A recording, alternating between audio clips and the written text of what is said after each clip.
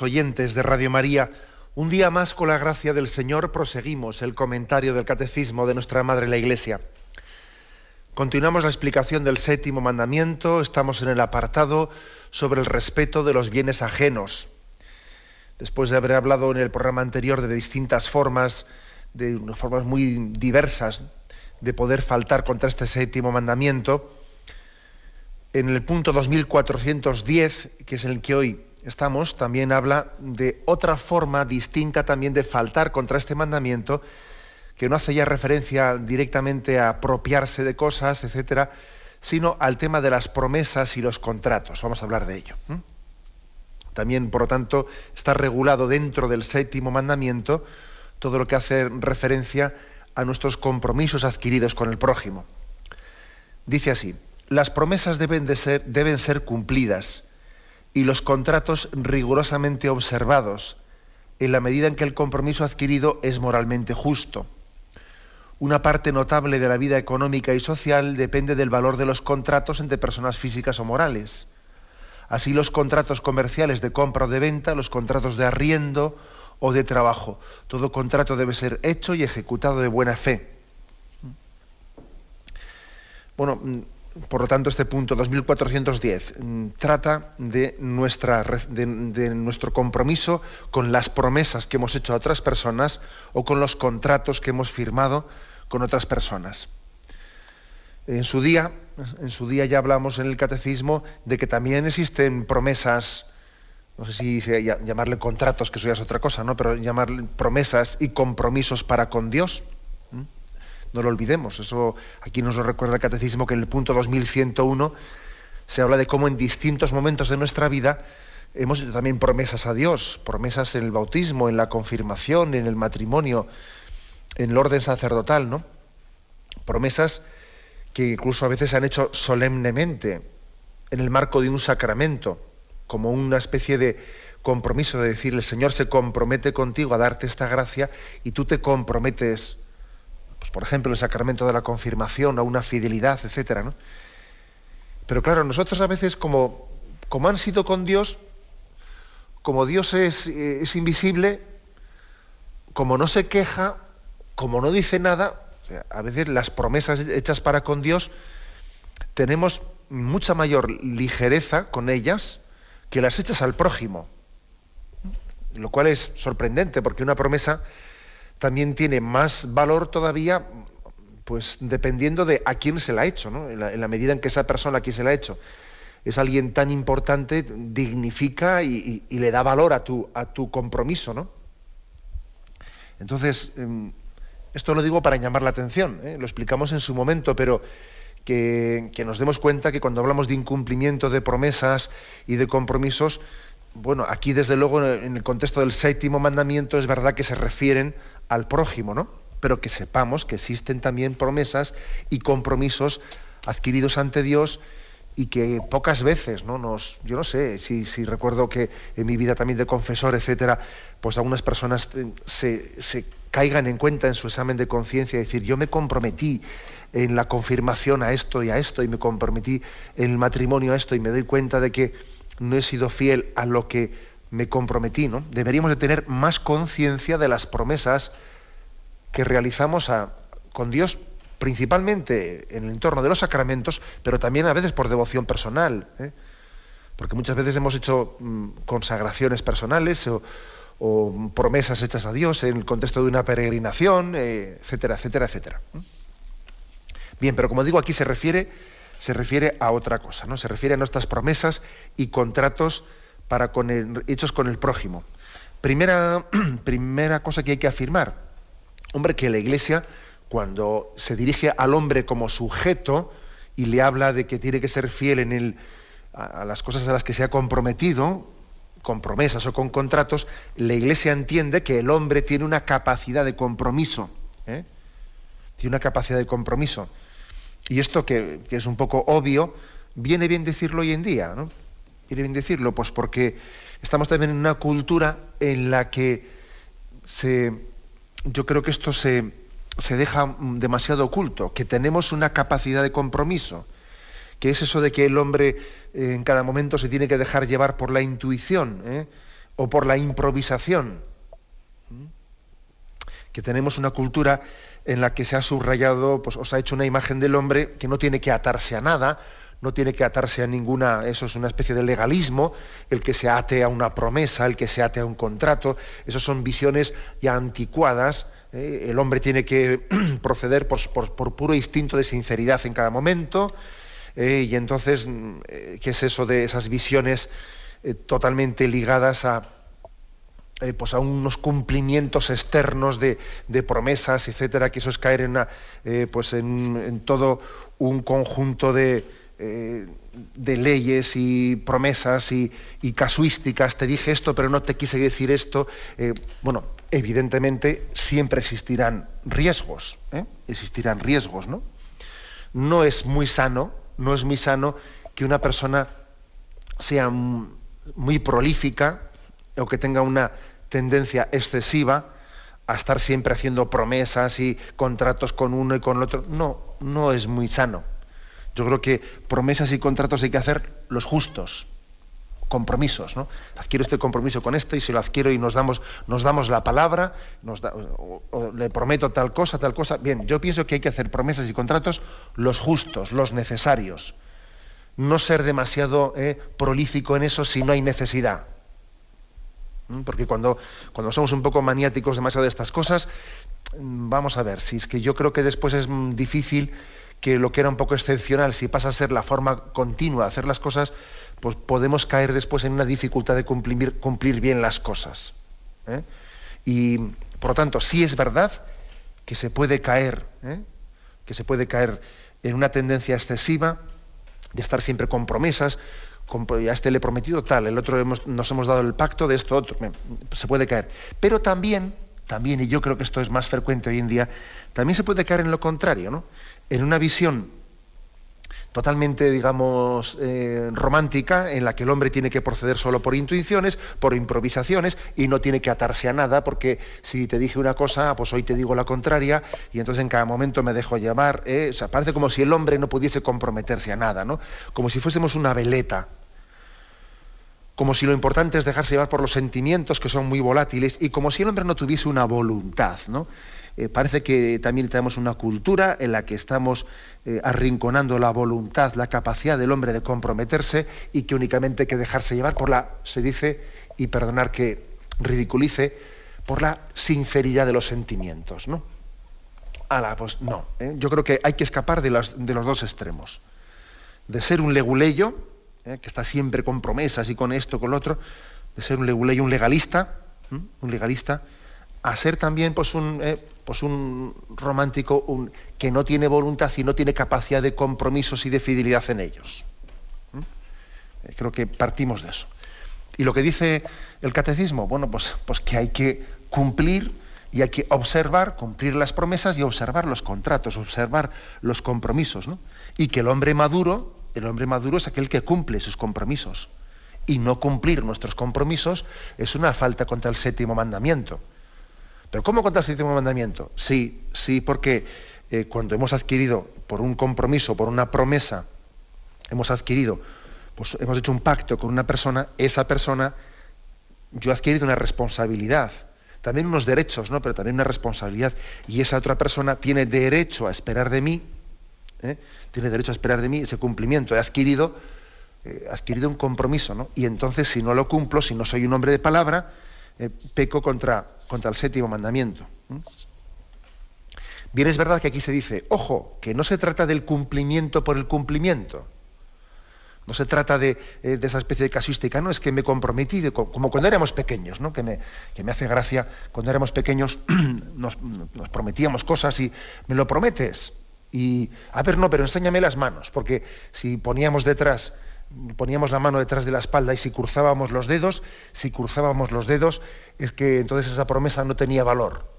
Entonces me acuerdo que, no, enséñame las manos, para que me lo prometas sin cruzar los dedos. Bueno, eso evidentemente era una ridiculez, porque parece que era como si el valor de la promesa que estábamos haciendo dependía de una fórmula que estuviese bien dicha o mal dicha. No ha cruzado los dedos, entonces no está bien dicha la fórmula.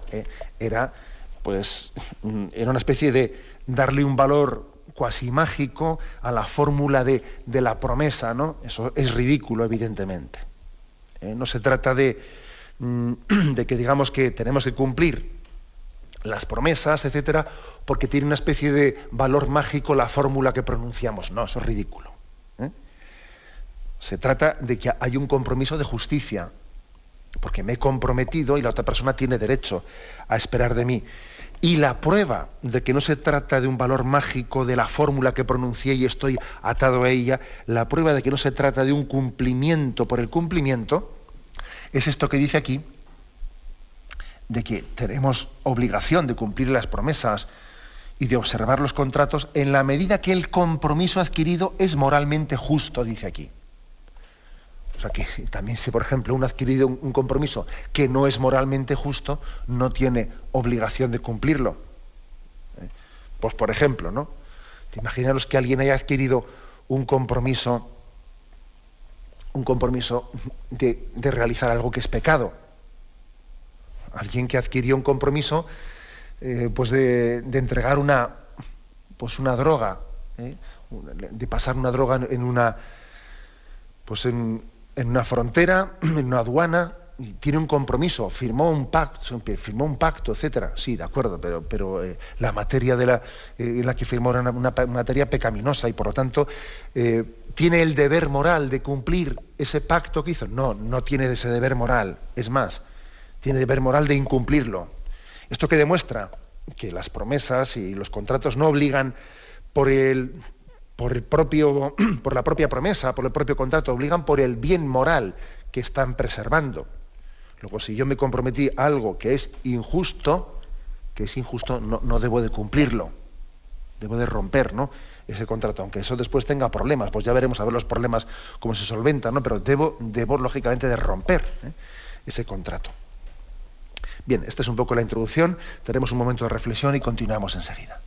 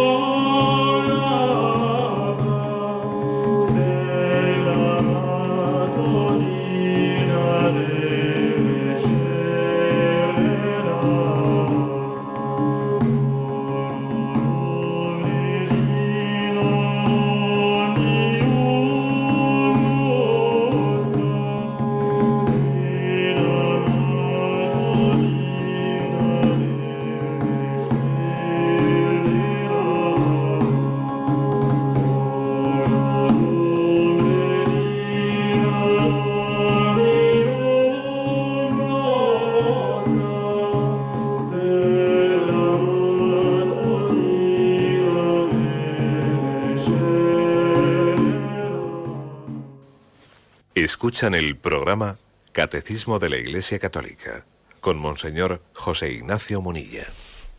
Continuamos la explicación de este punto 2410. Hablábamos del compromiso que adquirimos con el prójimo, con promesas, con contratos, que tenemos un deber de cumplimiento. Continúa diciendo este punto de que una parte importante, una parte notable de la vida económica y social depende en gran parte del valor de los contratos, ¿no?, entre personas físicas o morales, ¿no? Nuestra economía, la propia economía, y no únicamente la economía, sino la vida social, está sustentada en gran parte por esa capacidad de llegar a acuerdos, de llegar a compromisos entre nosotros y después tener esa capacidad de fidelidad en su cumplimiento. De lo contrario, pues la vida social es un caos, ¿eh? Es un caos cuando no existe una capacidad de cumplimiento. Y además no únicamente me refiero cuando están los tribunales de por medio, ¿eh?, que no deja de ser también un síntoma de enfermedad moral el que se judicialice en exceso, pues el seguimiento del cumplimiento de las promesas, ¿no?, y de los contratos, cuando esto casi ya es sinónimo de abogado, o es sinónimo de tribunal, o es sinónimo de mal asunto. Vamos a ser claros, ha existido entre nosotros tradicionalmente, ¿no?, una capacidad de recurrir pues a muchas fórmulas de encuentros, de diálogos, de mediaciones entre nosotros, pues para hablar del cumplimiento de nuestros compromisos sin llegar directamente a los tribunales, ¿no? El hecho de que hoy en día, casi ya, cuando hablamos de cumplimiento de contratos, etcétera, ya estemos hablando estamos casi ya metiendo abogados por medio y a tribunales directamente, el hecho de que se judicialice, que esté tan judicializado, ¿no?, todo lo que hace referencia al seguimiento del cumplimiento de los contratos y los compromisos, etcétera, es una señal más, entre tantas otras que tenemos, de la enfermedad moral que padecemos. ¿Por qué? Porque le estamos dando menos valor a mi compromiso moral y nos estamos apoyando exclusivamente en mis derechos legales, etcétera, ¿no? Parece que pesa menos, ¿no?, el bien moral, y casi esté sustituido por la obligación legal. Como si en el fondo lo que nos moviese a cumplir un contrato fuese estoy obligado bajo ley, me obliga la ley, en vez de hacernos la pregunta, ¿el bien moral me lo pide, me lo exige? Entonces, cuando hay una judicialización excesiva, mal asunto, una señal que es bastante ya de luz roja. Bien, dicho esto, aquí este punto del catecismo dice un puntito que es, también muy iluminador, ¿no? Todo contrato debe ser hecho y ejecutado de buena fe. Esto también es importante. Uno puede pecar en estos temas legales de contratos, etcétera, puede pecar de haber hecho teóricamente, de haber intentado hacer, ¿no?, o haber realizado con el prójimo un contrato que en su letra pues es impecable, pero que ha tenido mala fe. Pues porque lo ha formulado con palabras engañosas, o se ha servido de que sabe que la persona con la que está firmando este contrato es una persona no muy ducha, no muy especializada en temas legales, y le puedo meter yo aquí unas palabras que él no va a entender y se las meto, y así le pillo y le comprometo a cosas que él no sabe lo que está firmando. Estoy poniendo una letra pequeña, como se dice, ¿no? Cuidado con la letra pequeña de los contratos. Y se puede pecar de esto, se puede pecar de escudándose, ¿no?, en una legalidad muy complicada, pues cometer injusticias, ¿no? No ser claro en los compromisos que le estoy haciendo firmar a la otra persona, no ser claro, está firmando cosas que yo sé que no se las he ocultado, o sea, las he puesto en unos términos legales que hay que ser aquí un especialista para entenderlo, ¿no? Esto puede ser un grave pecado, puede ser un grave pecado. Fijaros, aunque igual no sea difícilmente delito o falta, pero es que puede ser, legalmente puede estar impecable, pero existe una falta moral grave. Es verdad también que existen figuras legales que hablan de la mala fe, lo que pasa es que son mucho más difícilmente demostrables. Sin embargo, moralmente ante Dios es evidente que esto puede ser una materia grave de pecado, en la medida en que se le hace un grave daño a una persona. haciéndole asumir responsabilidades que yo sé que le estoy mostrando la cara buena del contrato y en la letra pequeña y de una manera muy, muy oscura le estoy haciendo comprometerse a cosas que difícilmente se iba a comprometer a ella si fuese consciente de todo, ¿no? En cualquier caso, pues es evidente que también serán necesarias en ocasiones mediaciones judiciales, que antes he dicho que es mala señal, una judicialización excesiva, pues pues para hacer el seguimiento del cumplimiento de nuestros contratos, ¿no? Pero es evidente que es necesaria, ¿no?, la mediación judicial para poder llegar a solventar ciertos contratos hechos de buena fe, mala fe, que son complicadísimos. Es necesaria la mediación judicial, ¿eh? Pero bueno, cuando yo me atengo a ese pasaje evangélico que habla de que antes, si vas camino de los tribunales, por el camino procura ponerte de acuerdo antes de llegar a los tribunales. Es decir, que tenemos que tener la capacidad también basados en el valor de la palabra y basados en la capacidad de diálogo y de madurez, intentar solventar las cosas antes de llegar a los tribunales. Y es que hay gente que parece que es profesional de llevar todas las cosas a los tribunales. Hay gente que parece que vive de eso, o vive de dar trabajo a los abogados, no lo sé. Entonces también ese pasaje evangélico que dice, ¿no?, si cuando vas de camino a los tribunales vete por el camino, procura ponerte de acuerdo, es una llamada de atención a la capacidad que tenemos que tener, capacidad de entre nosotros buscar acuerdos de buena voluntad para interpretar consensuadamente, pues esas promesas o esos contratos o esos compromisos que adquirimos, cómo se solventan. Damos paso al punto 2411, que dice así: los contratos están sometidos a la justicia conmutativa, que regulan los intercambios entre las personas en el respeto exacto de sus derechos.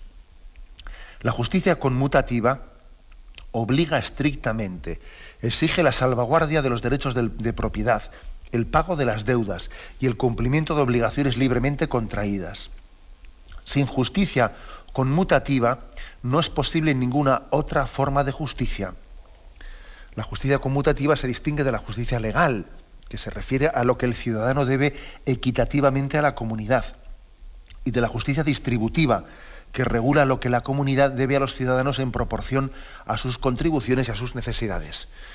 Bueno, este punto del catecismo nos puede sorprender, pues, por las distinciones que hace, ¿no?, de la justicia. Ahora vamos a intentar explicarlas, que es muy sencillo. Nos puede sorprender, pues porque nosotros no solemos hilar tan fino. Hablamos de justicia y no distinguimos estos matices, ¿no?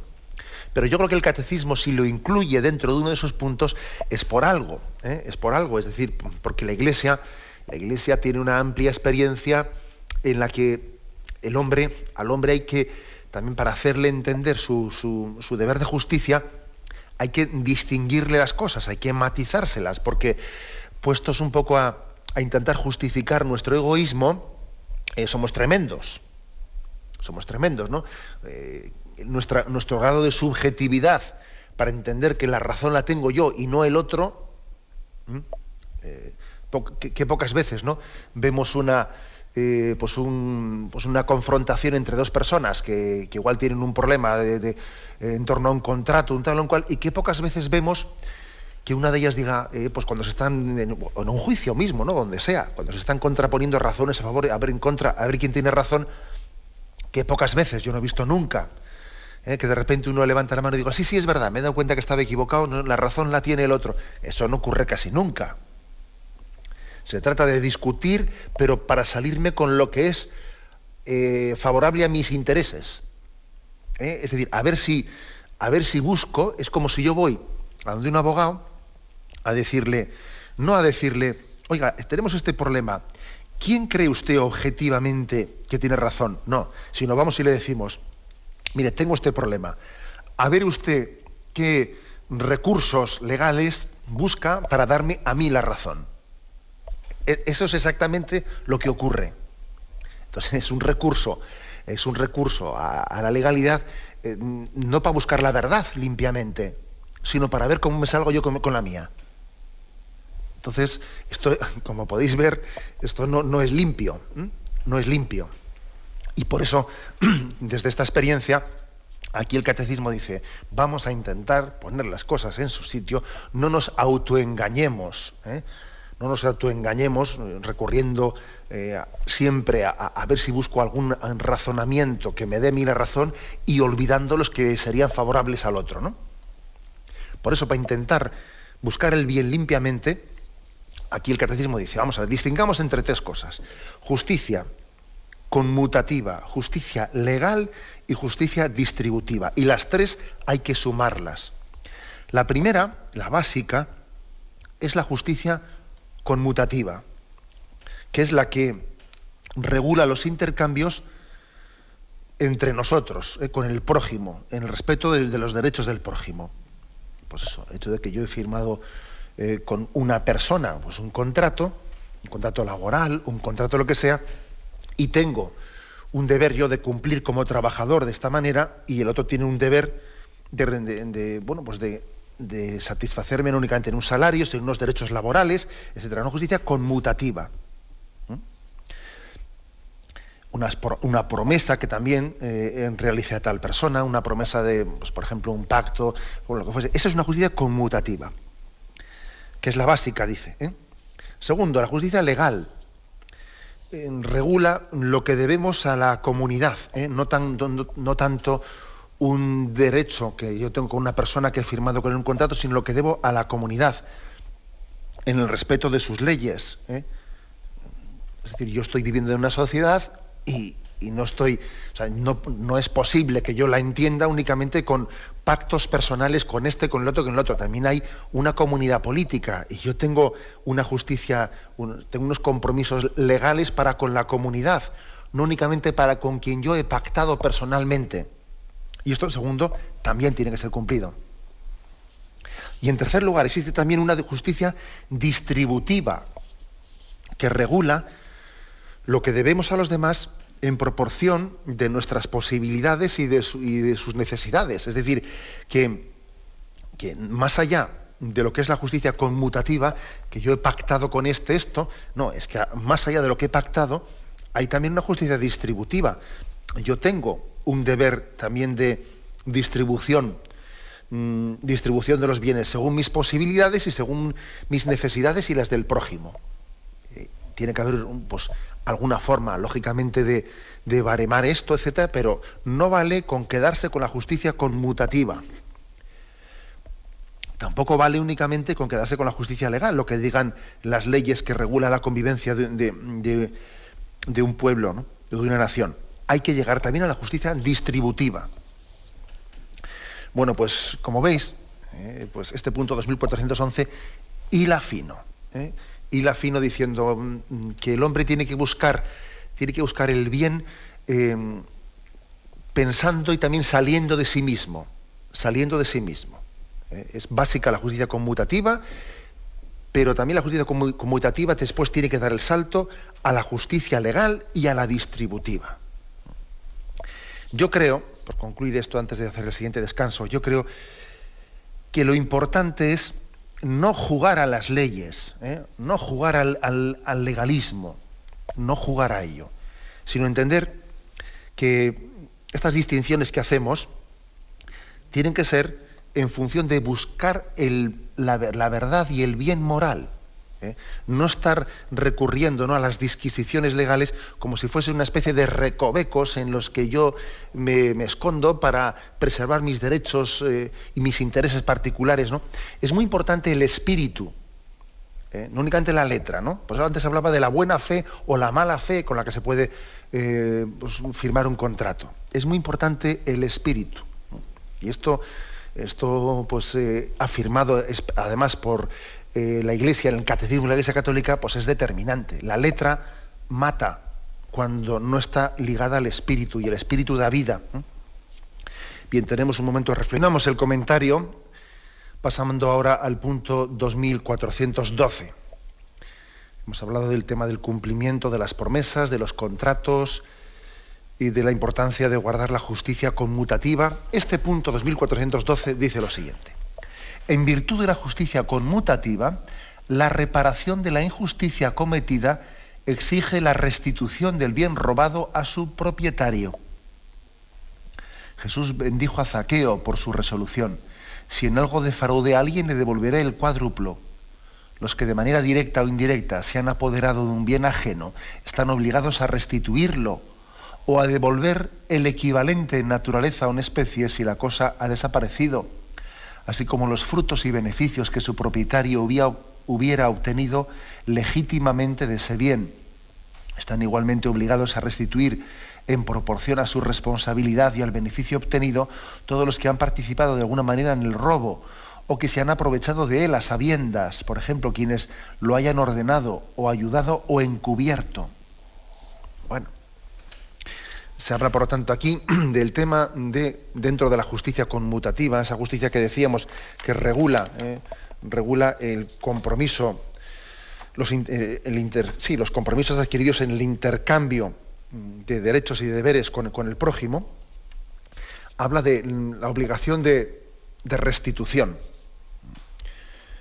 Bueno, esto por una parte, ¿qué es lo que implica? Implica el concepto católico de perdón. El concepto católico de perdón no es perdono y tapo. Venga, vamos a pasar el pasado y a partir de ahora. No, es perdono y restauro. Mira cómo hago nuevas todas las cosas. Para nosotros, para el concepto cristiano de perdón, es un concepto que restaura, no es tapar las cosas y seguir adelante. Que estamos tentados muchas veces de esto, tentados de, bueno, pues me doy cuenta, ¿no? Me doy cuenta que algo ha ido mal y entonces corramos un tupido velo, como se dice. Venga, tapemos esto. No, el Señor, si nos da el don de la conversión, también nos da un deseo de reparación, una conciencia de que tenemos que restituir y reparar el mal hecho. Y una señal de que nos hemos convertido de verdad es no tener miedo a mirar el mal que hemos hecho y ver cómo lo restauramos, dar cara a la vida, dar cara al pasado. No quedarnos, fijaros, porque a veces suele ocurrir que te encuentras con personas que han tenido una vida pues de pecado y entonces están como continuamente autoflagelándose, porque mira qué desastre. No. El dolor de los pecados tiene que ser un motor para la restitución y para la reparación y para restaurar las cosas, pero no para estarnos ahí continuamente machacando y machacando. No. Esa especie de dolor autodestructivo por el mal que hicimos en el pasado no es un arrepentimiento cristiano. Ahora, tampoco es un arrepentimiento cristiano el que diga, ay, qué bien, pues ya lo haré de otra manera y prescindo totalmente de reparar y restaurar el daño que hice. No, eso tampoco es cristiano. Ni es cristiano el quedarse ahí obsesionado con el pasado, ni es cristiano pretender construir el futuro sin restaurar el pasado. Con lo cual, hay que decir que exige un deber de reparación de la injusticia cometida. Entonces, ¿hay que devolver lo robado? Evidente que hay que devolver lo robado, si no, a ver qué arrepentimiento tienes. Y suele ser bastante complicado. Uno tiene, por cierto, deber de acusarse de que él robó. No, eso nunca lo ha afirmado la Iglesia. La Iglesia nunca ha afirmado que una persona, para restituir lo que robó, tenga que delatarse o entregarse a la justicia, ¿no? No, eso no lo ha afirmado, porque eso no está claramente expresado en ningún lugar. Uno tiene deber de restitución, pero igual esa restitución puede hacerla a través de un confesor, a través de una persona. ¿Por qué? Pues porque el hecho de que él vaya a acusarse y autoacusarse y le metan en la cárcel, etcétera, eso no está garantizado en ningún sitio que eso le vaya a ayudar a restaurar el bien moral que no hizo, ¿no? O restaurar, mejor dicho, el mal moral, repararlo. No, la verdad es que eso no es cierto que sea así. Una sociedad deberá, lógicamente, defenderse frente a los delitos, pero que alguien que se ha arrepentido y tiene verdadera resolución de reparar el mal que hizo antes, que él tenga obligación de entregarse también a la justicia humana, eso es mucho decir, eso no tiene por qué ser así, ¿no? Con lo cual hay que decir que la restauración o la devolución del dinero que alguien robó la puede hacer a través de otra persona. Bien, podría ocurrir que si en una ocasión no hay más remedio que autodelatarse para poder devolver una cosa, pues entonces me autodelato, claro. O sea, pues lo que no voy a hacer es, claro, pues no voy a restituir lo que he robado, porque es que si lo restituyo entonces van a saber que he sido yo. Pues si van a saber que he sido yo, pues lo van a saber. Bien, este es un matiz importante. Pero aquí lo más esencial de lo que estoy diciendo, que nuestro concepto de arrepentimiento y de perdón supone también la restauración. Avanzamos y el Señor nos da la capacidad de hacerlo todo nuevo. Y es impresionante ver el caso de Zaqueo, que es el que aquí cita el Evangelio. Zaqueo tiene un encuentro con Cristo en el que llega a decirnos: si en algo defraude a alguien, le devolveré el cuádruplo, le devolveré 4 veces más. Que hasta parece una especie de restitución, entre comillas, exagerada, ¿no? Exagerada. Alguno hace por ahí la broma de que la mujer de Zaqueo se pudo enfadar y le dijo: oye, Zaqueo, que este hombre no te ha dicho nada, y además si has robado a alguien, pues le restituyes lo justito, ¿no? Lo que corresponde, pero ¿qué es eso de darle 4 veces más, ¿no?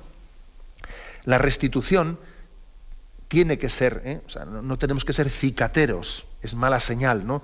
Eso de ser cicatero a la hora de restituir el mal que hemos hecho. Por eso aquí se insiste en que, ojo, tenemos que restituir, pero de una manera generosa, porque estamos obligados a devolver lo equivalente, bien sea pues o en especie, porque igual ya no es posible devolver lo robado, pero dice también de alguna manera pues restituyendo los beneficios, los intereses que esa persona podía haber tenido si hubiese podido pues gozar de eso que le fue robado, etcétera. O sea, no restituir de una manera cicatera, ¿no?, sino hacerlo de una manera generosa. Mala señal si uno cuando restituye tiene una especie de tira y afloja, esto no me toca dártelo, mala señal. Si alguien ha robado, lo lógico es que su arrepentimiento le lleve a ser generoso en la restitución. Bueno, permitidme también una reflexión de tipo más teológico. La palabra reparación también nosotros la aplicamos dentro especialmente de la teología del corazón de Cristo, la aplicamos a la reparación para con Dios. Yo quiero también reparar para con Dios. De esto estamos bastante olvidados, ¿no? Pero este concepto teológico de reparación podíamos básicamente explicarlo de la siguiente manera, ¿no? Qué importante es, si tenemos conciencia de que tengo que reparar con el prójimo, no vamos a tener conciencia de tener que reparar para con Dios. Es como la conciencia de que tengo que recuperar el tiempo perdido, de que si yo he tenido pues un momento en mi vida en el que he vivido alejado de Él y ahora me he encontrado con Cristo y dice, deseo reparar, deseo vivir en intensidad de amor el momento presente, de manera que recupere el tiempo perdido, Y además el amor se hace corresponsable también con el destino de mis hermanos, Y entonces yo quiero reparar ya no solo por lo mío, sino que la reparación se extiende también al deseo de querer amar también por los que no aman y responder por los que no responden. Es decir, o sea, el concepto de reparación teológico de nuestra relación para con Dios, como veis, es todavía más amplio que este de la reparación del 7º mandamiento para restituir los bienes robados al prójimo. Pero bueno, lo traigo a colación, pues no porque esté aquí, pero me parece importante también referirlo. El espíritu de la reparación tiene que ser un espíritu hecho desde el amor, desde el amor. Y esto nos ilumina mucho ese concepto de reparación al corazón de Cristo, por los pecados de mi vida, por las veces que no le he amado, porque he sido indiferente a su amor. O sea, también yo me atrevería a tomar esta reparación como modelo para para iluminar cómo tiene que ser la reparación de la injusticia cometida a alguien al quien le robamos y tenemos que restituirle. La reparación tiene que nacer del amor. No basta decir, es que como me han pillado robando, pues no me queda más remedio que devuelve lo robado. No. En el espíritu cristiano la reparación tiene que nacer del amor. Tenemos que intentar iluminar desde el corazón de Cristo también la reparación del séptimo mandamiento, para que no sea meramente una restitución legal de bienes, de volver sin que el amor sane la herida del egoísmo que fue quien originó el robo.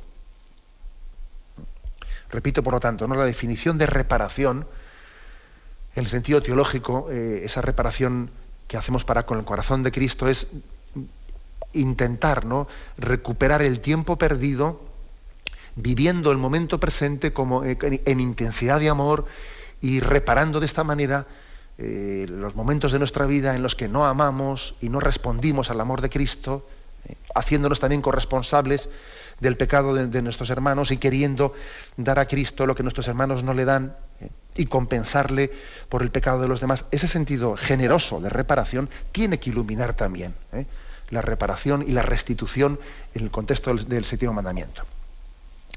Bueno, y únicamente termino diciendo que aquí este punto 2412 hace referencia a que hay ciertas restituciones de lo robado, pues que son imposibles realizarlas pues de una manera material.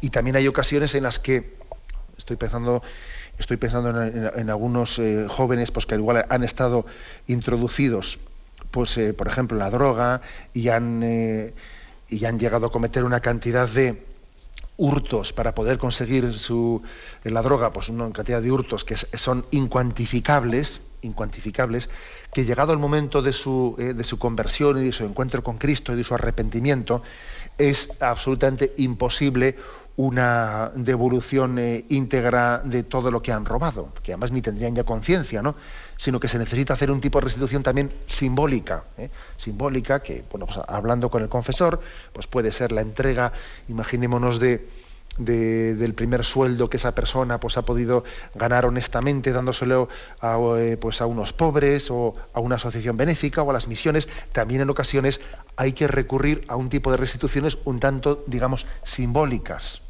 que sean también sanadoras.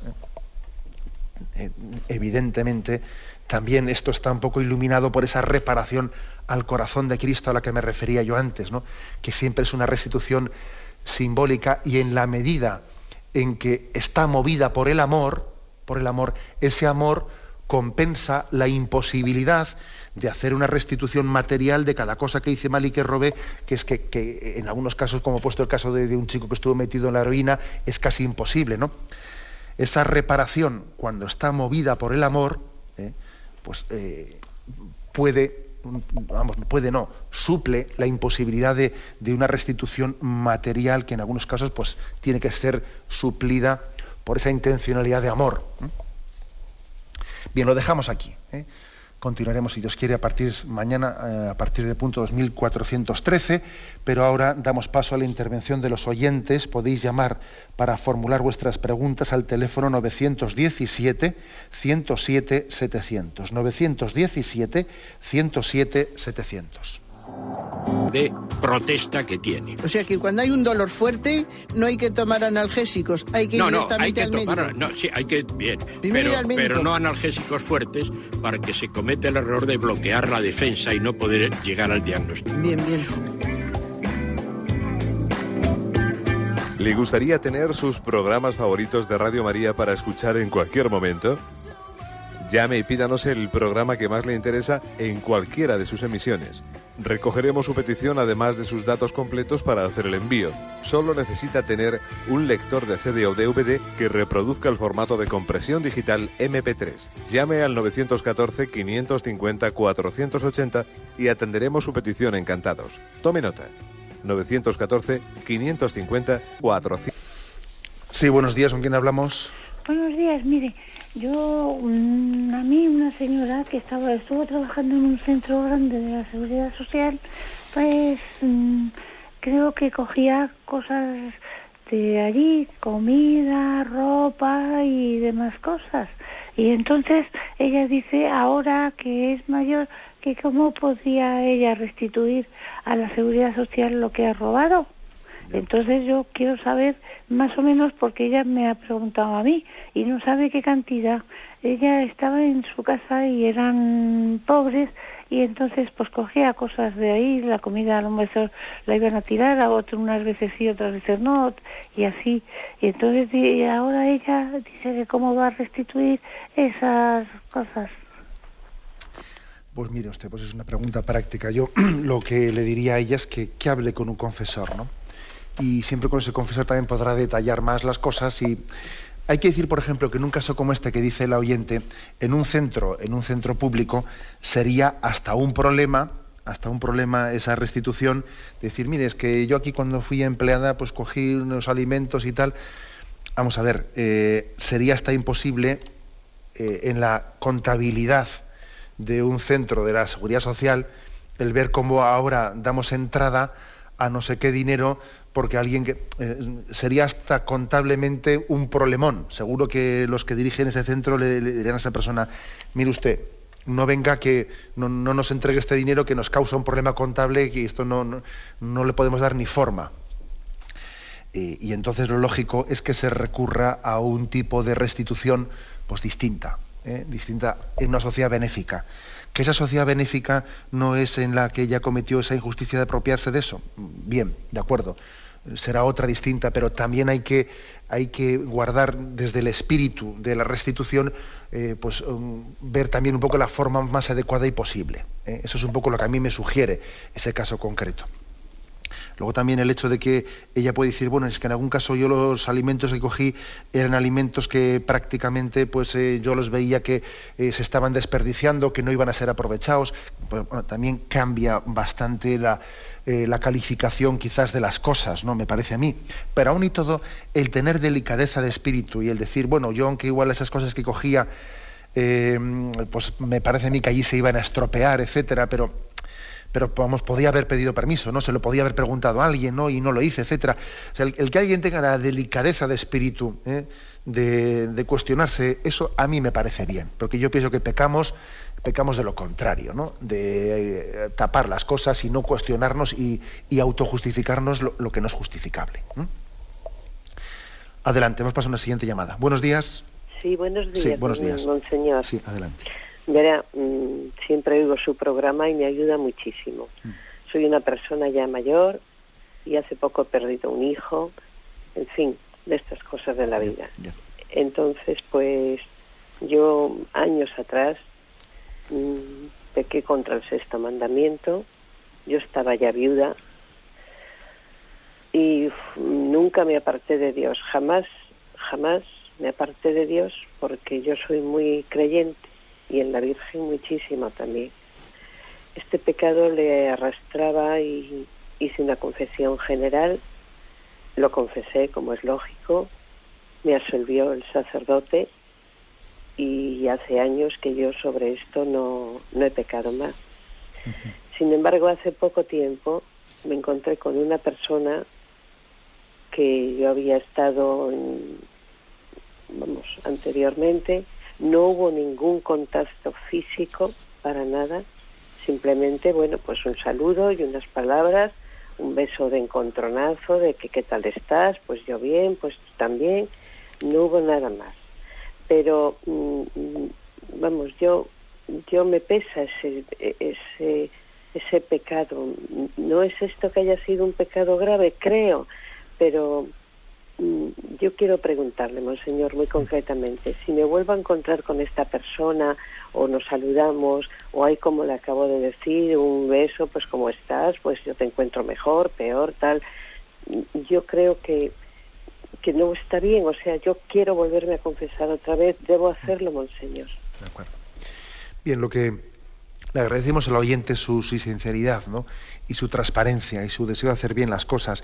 Y creo que también su testimonio nos ayuda a los demás, porque a mí me parece que estas preguntas que hacemos en este formato del catecismo el bien de estas preguntas pues no es únicamente la respuesta que se le dé a quien lo formula, porque quien formula la pregunta, pues hombre, podría ir a un confesor que seguro que le daría pues una respuesta más personalizada que la que doy yo por la radio. El bien de este formato que tenemos es que la respuesta la escucha todo el mundo y entonces también a él le puede ayudar.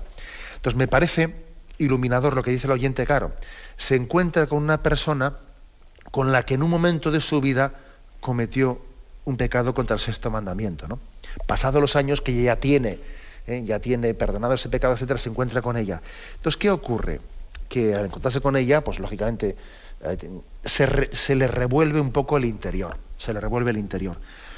¿Eso qué indica? Bueno, pues por una parte indica un buen espíritu por parte de ella, pero también indica que es evidente que cuando nos hemos arrepentido de algunos pecados, o sea, de los pecados, ahora hablando del tema del sexto mandamiento, el tema de la pureza, hay que poner también los medios para no poder encontrarse con una persona con la que yo cometí determinados pecados, ¿no? O sea, dentro del propósito de enmienda está también el cortar con una situación, que no es exactamente el caso que ha puesto el oyente, pero yo pongo el caso de que digo, vamos a ver, yo he pecado en el contexto de mis amistades con una persona, ¿no? Ahora me arrepiento, pero voy a seguir manteniendo con ella un tipo. Vamos a ver, posiblemente sea muy difícil eso. Posiblemente lo más prudente sea que después de ese arrepentimiento tenga que poner distancia de por medio. Habrá casos y casos y habrá que discernirlo, ¿verdad? Pero lo lógico es pensar que sea demasiado ingenuo el que yo vea posible el haber cometido un pecado carnal con una persona. Sí, me arrepiento, pero continúo estando con ella en un grado de intimidad que es demasiado próximo a poder seguir pecando.